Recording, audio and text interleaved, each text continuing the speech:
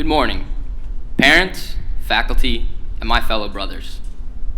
For those of you who don't know me, my name is Aksel Sather, and I'm honored to speak to you this morning. For those of you who do know me and ask me to speak today, why would you do that? As you surely know, I'm far from eloquent in front of large crowds, or any crowd for that matter. But in the words of Mark Twain, there are only two types of speakers in this world, the nervous and the liars.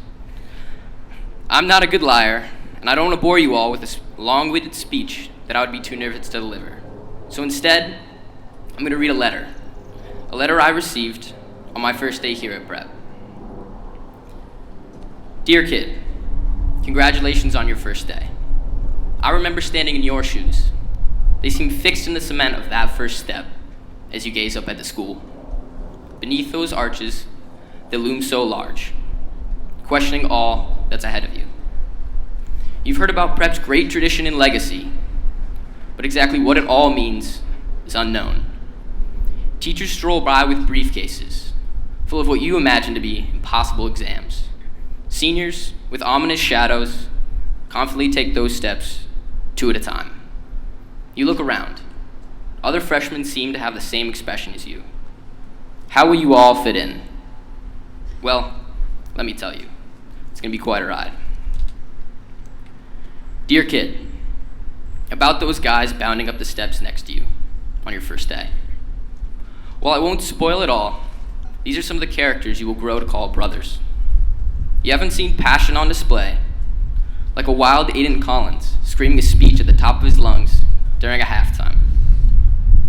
You haven't felt true pride, like watching an underdog football team take a school and a community to the state championship. You haven't heard noise like the might of 800 students screaming as a goal enters the back of the net at the Yale Whale, or as Ryan Brisano sinks a game-winning three. And you haven't been inspired yet, like you will, when you gaze up from the pit and see the talent of the players as they dance and sing. You will hear talk of this brotherhood and community hundreds of times during your 4 years. But no one will show you how to be a brother or when you become a brother. In the words of poet Peter Turzik, you cannot see brotherhood. Neither can you hear nor taste it, but you can feel it 100 times a day. It is the pat on the back when things look gloomy. It is the smile of encouragement when the way seems hard. It is the helping hand when the burden becomes unbearable. One day, you will look around the SLC and realize you have entered the brotherhood. And one day, you'll have the chance to look out into a sea of 170 men in tuxedos. Know you will forever be connected and love them. And as you bid them farewell, you have no words to express for how grateful you are for what they have given you. Dear kid, the wind won't always be at your back. The journey will get tough and challenge your class and the school in ways it is hard to imagine. In January of your sophomore year, you'll be at 5 a.m. practice. Your goalie coach will come up to you and ask, what do you think about all this COVID news spreading around? In a questioning voice, you will say, what's COVID? Then, for the next year and a half, you get a pretty good idea. Prep doesn't have any public health electives. Still, you will learn firsthand about pandemics, flattening curves, and sacrifice. But the isolation will teach you the value of community. The masks will teach you the power of a simple smile. And as you emerge in the fall of your senior year, you will find a special ace in a not-so-good deck of cards. Your senior class will be the only one left at Prep that has seen a non-pandemic school. The only one that remembers the traditions, the spirit, and the culture. The only class that really knows Prep. And one day in June, your senior class will reflect. You will all smile. Smile with the joy that comes when you complete a momentous task. As a senior class, you will bring Prep back. Kairos, bomb squads, musicals, energy, life. Dear kid, now for the hardest part. You will lose a brother. It will shake the community to its very core. and that community will struggle together to find a light out of the darkness. Tolstoy once wrote, "Only people who are capable of loving strongly can also suffer great sorrow." But this same necessity of loving serves to counteract their grief and heals them. The community will feel unspeakable pain for the loss of a brother and a son, because of the love he shared and the love you shared with him. Love is the cause of pain, yet so too is the remedy. This will all make perfect sense on a solemn spring day. You and hundreds of other brothers will march to Egan Chapel. Yes, to mourn and pay your respects, but most of all, to love. To love those around you and let them know that they are loved. You will think of Jimmy often in the years that come. You will struggle to find wisdom in the pain.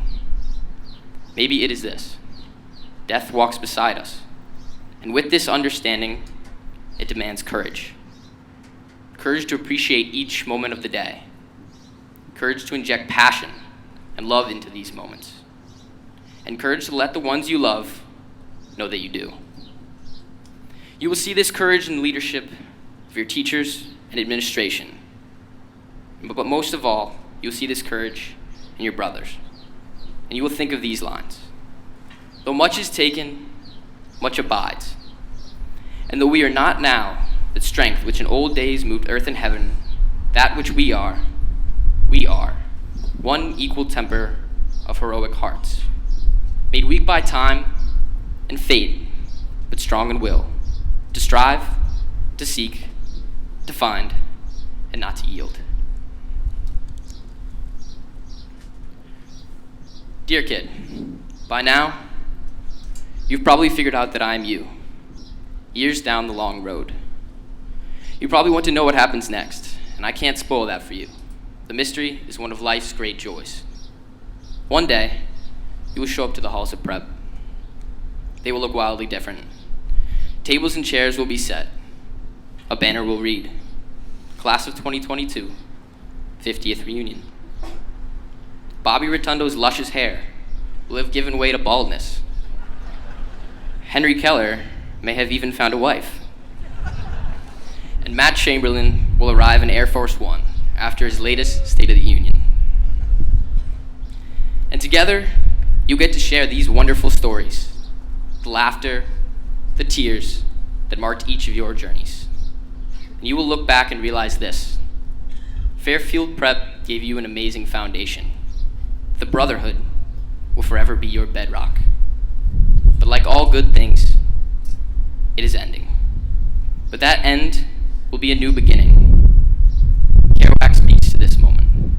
What is that feeling when you're driving away from people and they recede on the plane till you see their specks dispersing? It's the two huge worlds vaulting us, and it's goodbye. But we lean forward to that next crazy venture beneath the skies. Fairfield Prep will vault you. Lean hard into that next crazy venture. Cherish the memories.